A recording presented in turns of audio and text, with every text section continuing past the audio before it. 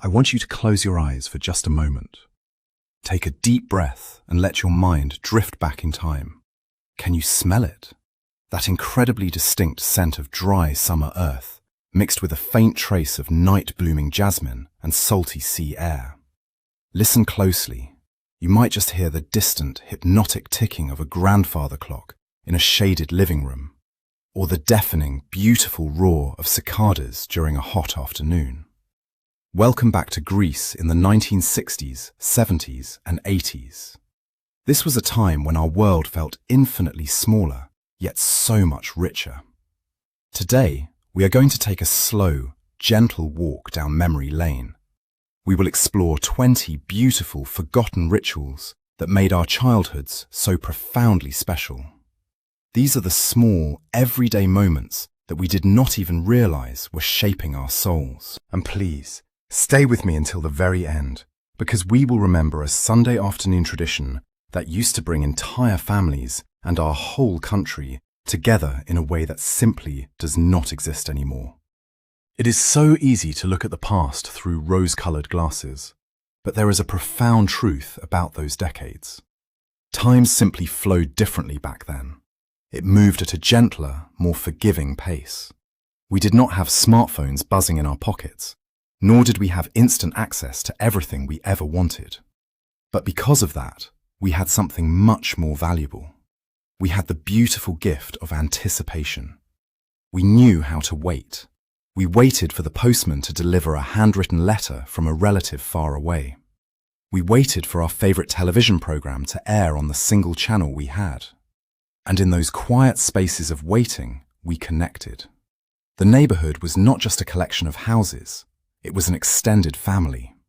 Doors were left unlocked. Mothers watched over each other's children.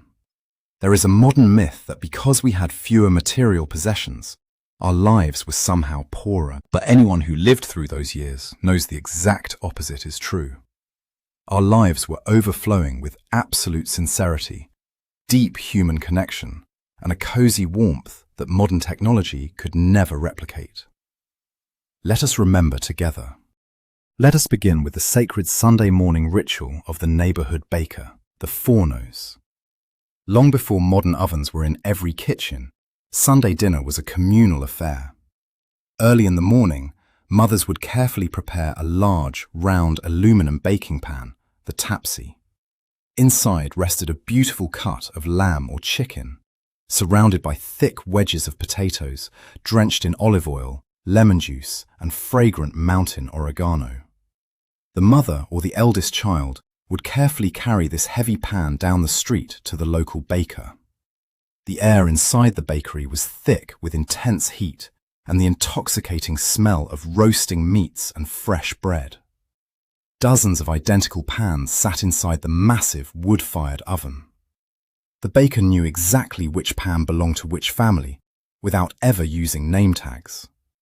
When the church bells rang to signal the end of the service, it was time to collect our food. Walking back home carrying the blistering hot pan wrapped in a thick checkered towel, the juices bubbling and popping, was a walk of pure joy.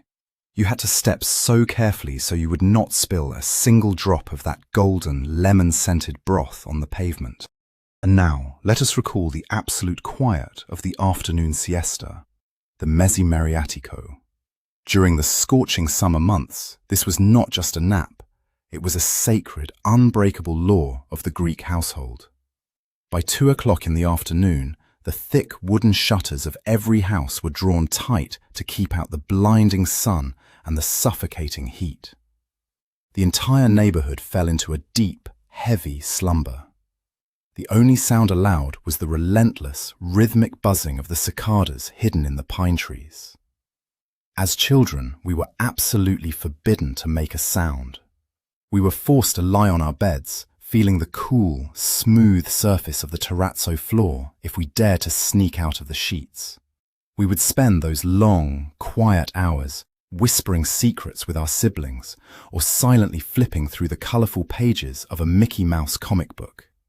We felt so impatient, waiting for 5 o'clock to arrive so the world would wake up again. Yet, looking back, there was a profound peace in that mandatory stillness. It taught us how to be quiet, how to rest, and how to respect the rhythm of the long summer days. Can you still remember the taste of the ultimate symbol of Greek hospitality? I am talking about the vanilla submarine, the ipovritio. Whenever a guest arrived at the house, no matter the time of day, out came the good silver tray. On it rested a tall, heavy glass filled with freezing cold water, and plunged straight into that water was a long spoon holding a thick, generous dollop of pure, white, sticky mastic or vanilla paste. The clinking sound of that spoon hitting the side of the glass is the soundtrack of our childhood summers. As children, we felt so incredibly lucky when our grandmothers offered this treat to us. The ritual was always the same. You would pull the spoon out of the water, take a small, sweet lick of the thick vanilla paste, and then plunge it back into the glass to keep it soft and cool. Finally, when the sweet was all gone, you would drink the ice-cold water, which had now taken on a faint, sugary hint of vanilla. It was a sweet, inexpensive luxury that required nothing more than a jar in the cupboard and cold water, yet it made us feel like absolute royalty on a hot afternoon. Let us take a journey back to the schoolyard and the distinct memory of the blue school uniforms, the poddies. Every crisp September morning, the ritual began. We would put on those dark blue smocks, which felt a bit stiff at the start of the year. But the most important detail was the stark white, perfectly ironed collar. Our mothers would spend Sunday evenings carefully washing, starching, and pressing those white collars so we would look perfectly neat for Monday morning. We carried heavy leather satchels on our backs, and we sat at old wooden desks that still had holes carved out for inkwells. The air in the classroom always smelled faintly of white chalk dust and damp sponges. There was something truly beautiful about those blue uniforms. They erased the visible differences between the rich children and the poor children.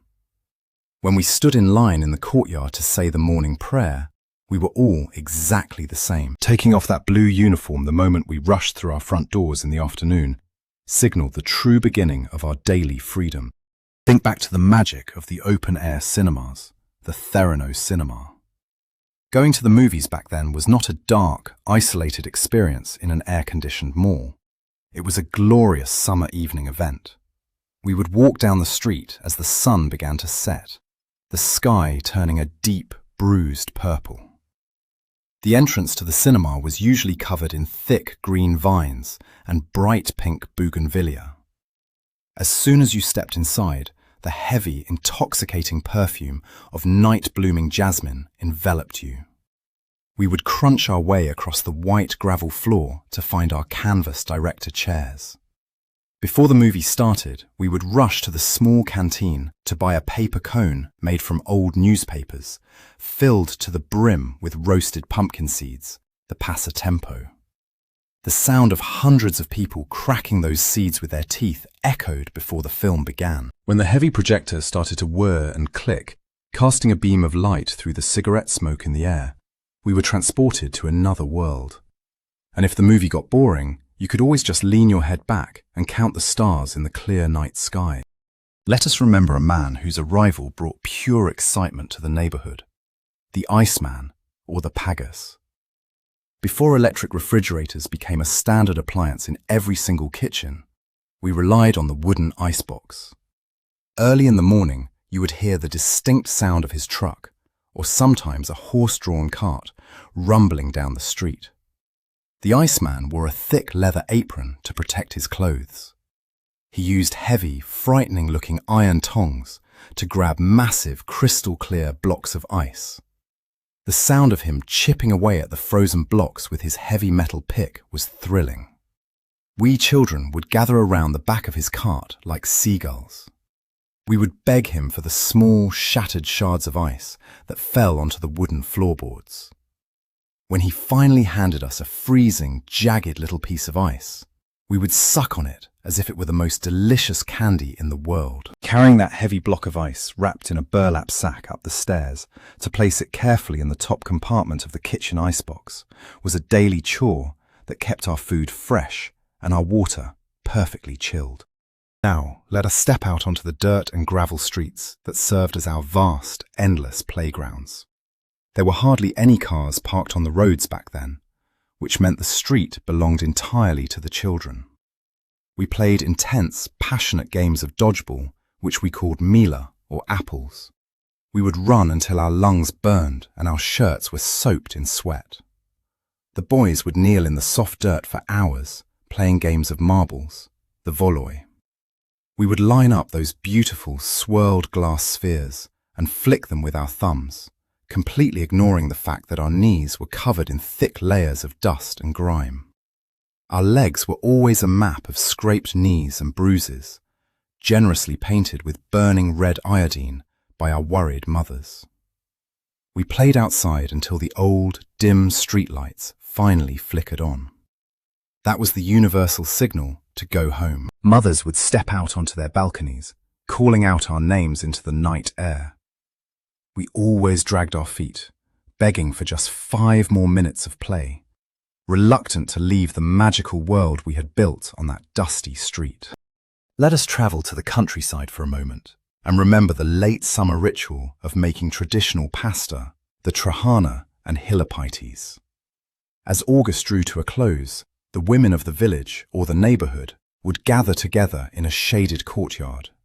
This was hard, physical work, but it was also a beautiful social event.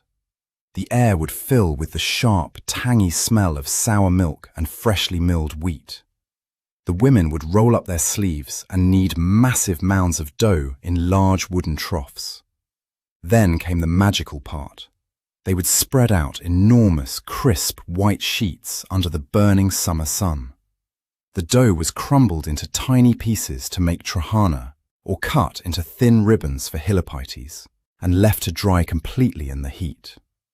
As they worked, the women would share stories, gossip about the village, and sometimes sing old melancholy folk songs.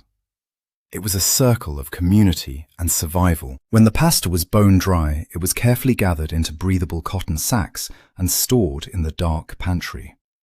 Knowing those sacks were full gave every family a deep sense of security for the cold winter months ahead.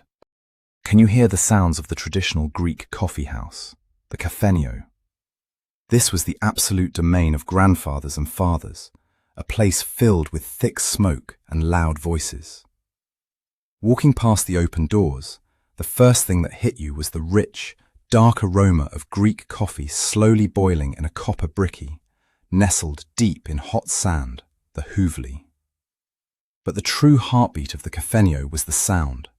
It was the continuous, rhythmic, hypnotic clicking of amber worry beads, the komboloi, slipping through the rough, calloused fingers of older men staring out into the street.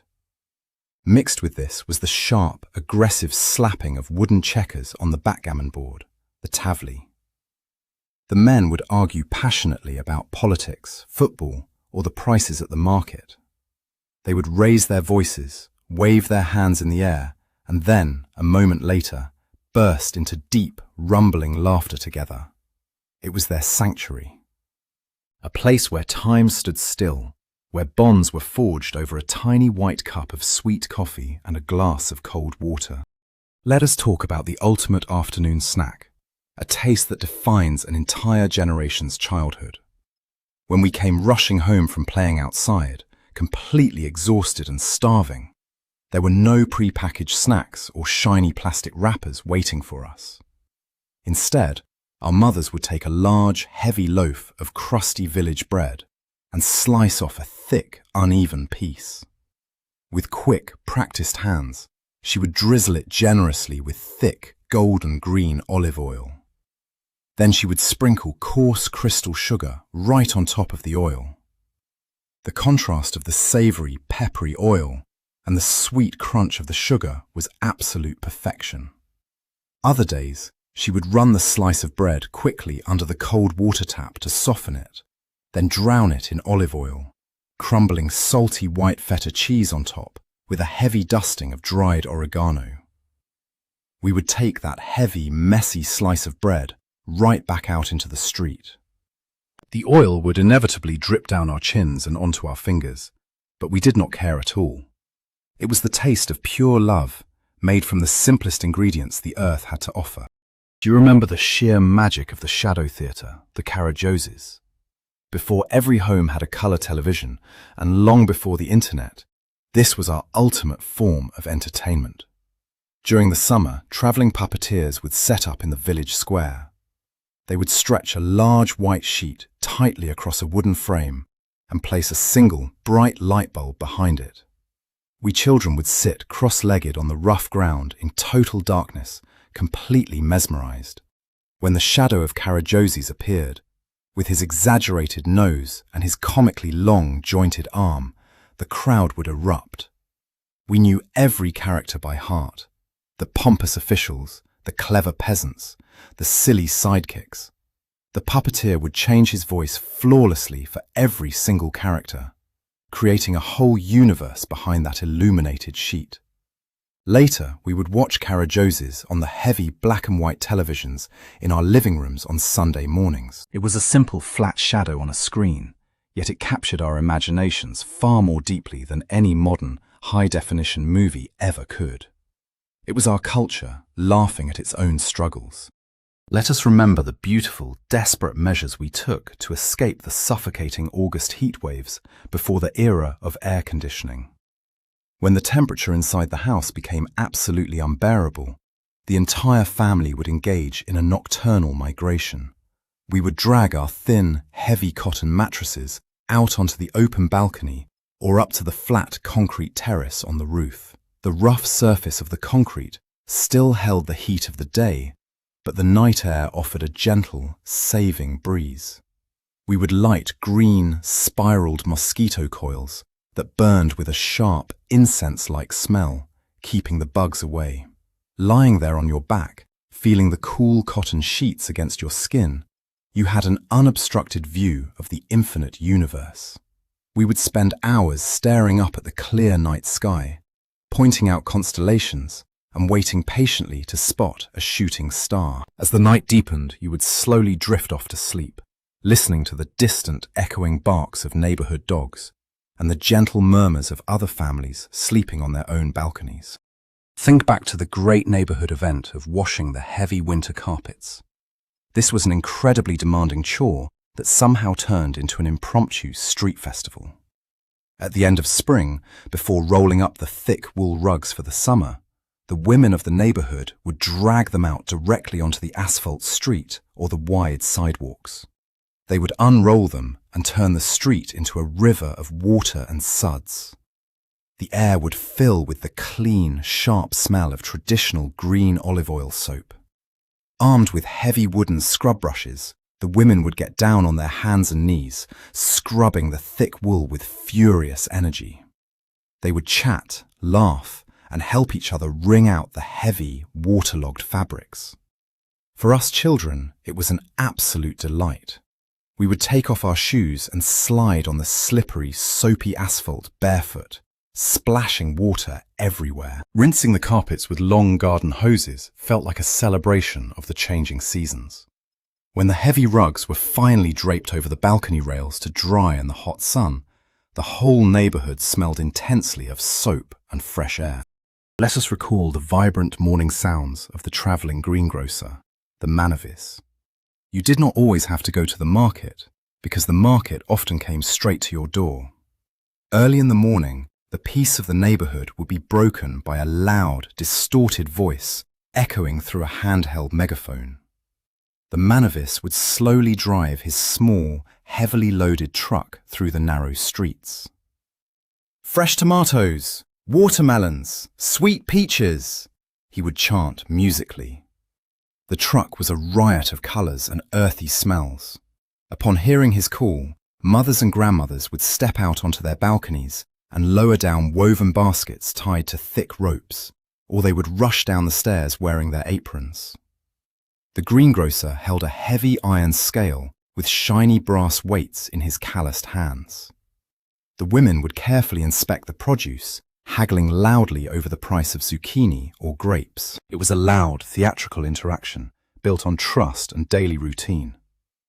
You knew exactly where your food came from, and you knew the face of the man who brought it to you. Can you remember the great summer migration to the village, the Horio? Preparing for this road trip was an enormous undertaking. The small, boxy family car would be packed to the absolute brim.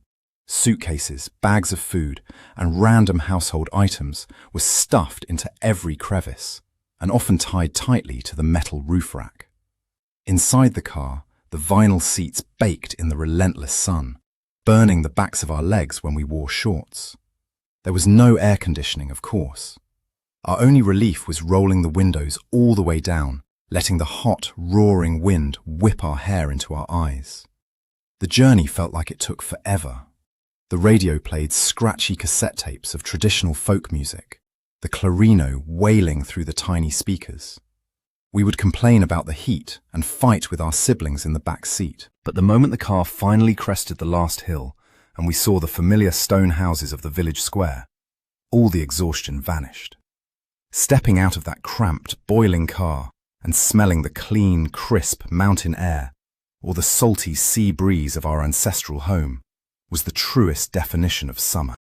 Let us take a moment to appreciate the quiet, gentle arrival of the neighborhood milkman, the Galatas.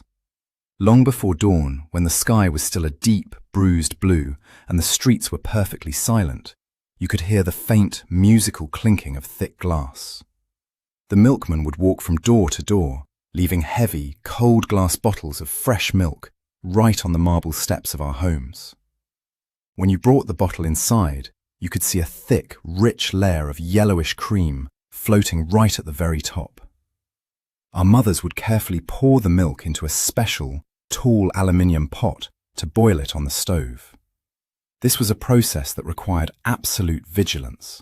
If you looked away for just 1 second, the milk would rise in a white, frothy wave and spill entirely over the hot burner, creating a terrible burning smell. But when it was done right, the warm, comforting scent of sweet, boiled milk filled the morning kitchen. A cup of that fresh, warm milk before heading off to school was a daily ritual of pure nourishment and maternal love. Think about the magic hidden inside the small neighborhood kiosk, the periptero. To a child, this tiny yellow wooden box sitting on the corner of the sidewalk was an absolute treasure chest. The peripteros smelled wonderfully of fresh newsprint, cheap tobacco, and salted roasted nuts hanging in plastic bags. We would save up our small, heavy drachma coins all week just to pay a visit. We would hand the coins to the man sitting in the dark little window and ask for the latest Mickey Mouse comic book or, even better, a small paper packet of Panini football stickers. We would sit right there on the dusty curb, our hearts pounding with anticipation, and carefully tear the packet open. The smell of that fresh, glossy paper is unforgettable. We would flip through the stickers, praying to find that one rare goalkeeper we needed to complete our album. If we got duplicates, we would spend hours at school the next day, fiercely trading them with our friends. The periptero was our first lesson in saving money, making trades, and finding immense joy in tiny, inexpensive things. Let us shift to the cold winter months and the cozy, glowing warmth of the cast-iron wood stove, the sompa. Before central heating became common, the sompa was the beating heart of the living room. It radiated an intense, dry heat that warmed your bones, and it filled the room with the sweet, smoky scent of burning olive wood. During the long, dark winter evenings, the entire family would pull their chairs close to the stove. Our parents would take a handful of fresh, raw chestnuts, score the thick brown shells with a sharp knife, and place them directly onto the flat, scorching iron top of the stove. We would sit there watching them, mesmerized. Soon, you would hear a gentle hissing sound as the moisture escaped, followed by a loud, sudden pop when the shell cracked open. We would toss the hot, blackened chestnuts from hand to hand to cool them down, burning our fingertips just a little bit. Peeling away the charred shell to reveal the soft, incredibly sweet golden nut inside was a reward for our patience. Eating them together in the glowing light of the fire made the cold winter nights feel so incredibly warm. Remember the immense joy we found in creating our own makeshift toys out of absolutely nothing. We did not have rooms overflowing with expensive battery-operated gadgets, but we possessed something far more powerful. We had endless, boundless imagination. If we wanted to play football and no one owned a proper leather ball, we did not give up. We would gather old torn socks, rags, and pieces of useless newspaper. We would stuff them all together tightly, forming a rough sphere, and then meticulously wrap the whole thing in layer after layer of thick plastic tape or twine. The result was a heavy, lopsided, ugly lump of a ball. But to us, it was the World Cup. When you kicked it, it made a heavy, dull thud against the concrete walls of the neighborhood. We would play for hours, screaming and laughing, until the tape finally gave way and our beautiful ball unraveled back into a pile of trash. We did not need perfect toys to be perfectly happy. We knew how to invent our own joy from the scraps of everyday life, a skill that children today rarely get the chance to learn. And finally, let us remember the most sacred Sunday afternoon ritual of them all, gathering around the radio for the football matches. In the corner of the living room sat a large, heavy wooden radio, its dial glowing with a warm yellow light. Every Sunday afternoon, a profound silence would fall over the house. Fathers, uncles, and children would huddle close to the wooden speaker. The air was filled with a crackling static, followed by the fast, dramatic, almost breathless voice of the sports announcer. You had to imagine the bright green grass and the soaring ball purely through the tone of his voice. When a player approached the penalty box, the appointer's voice would rise in pitch. The entire family would literally hold their breath. The tension in the room was so thick you could cut it with a knife. And when a goal was scored, the announcer would scream, and our living room would explode with cheering or groaning. In that specific moment, millions of people sitting in different living rooms across the entire country were connected by an invisible thread of sound. We were all sharing the exact same emotion at the exact same time. When we look back at these 20 forgotten rituals, we realize a profound truth. We do not just miss the old objects. We do not simply miss the wood stoves, the glass milk bottles, or the shadow theatres. What we truly miss is the way those things made us feel. We mourn the loss of our youth, certainly, but more than that, we miss the undeniable sense of belonging. We miss the slow passing of time, the feeling that people mattered more than screens, and the absolute certainty that our neighbours were an extension of our own family. If this video brought a smile to your face, or perhaps a gentle tear to your eye, please take a moment to subscribe to the channel and leave a like. It helps us continue to preserve these precious historical memories. Now, I turn to you, my friend. Which of these 20 rituals brought back the strongest memory for you? Is there another special Greek childhood tradition from the 70s or 80s that you would add to this list? Please write your personal story in the comments below. I promise you, we read every single one, and we love remembering the good old days right alongside you.